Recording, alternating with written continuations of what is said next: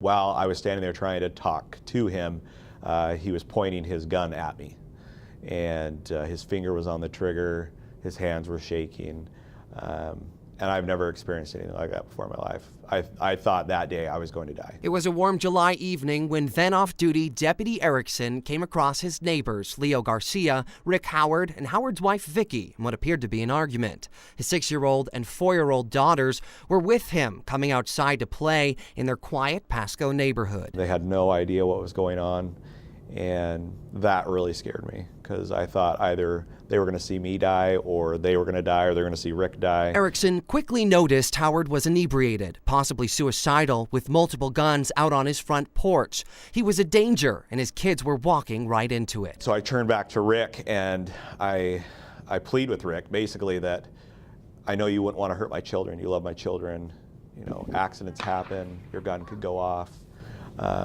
You know, please put the gun down. He tells me that if I come back outside with any of my guns, that he would shoot and kill me. So he brings the kids inside. Knowing Leo and Vicky are still out there seeking cover, it's time for serious help. Can you have County 16 respond to my residence emergency? Erickson, who's now watching the situation from his first-floor window, grabs his gun. As he's on the phone with emergency dispatch, he hears a shot from inside the Howard's home. He starts to lift the gun up and point it in at Leo.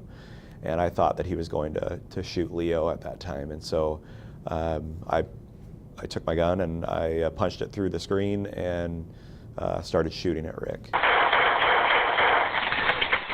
Shots fired. Leo, get out of the way!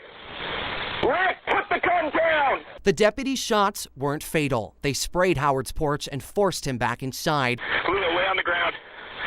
But Leo was still out there in the street. Using his portable radio, Erickson communicated with the SWAT team now on the scene and helped guide them to extract Leo from behind a car and Vicky, who had been in a neighbor's yard. It's a good example of why we look for people like Jason Erickson in this profession, because we can trust that they're going to do the right thing. I'm grateful that we were protected, that everyone's safe. And it really just aligned our priorities and just kind of reminded us that family is important. It's something that fueled many of Erickson's decisions that day: family, protecting them and his neighbors' lives. But it still came with a tragic end. It was a very difficult day.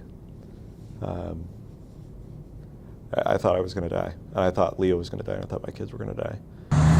When Howard was eventually shot and killed by officers that night, Erickson knew he wouldn't be saving everyone that day. There's nothing else like it.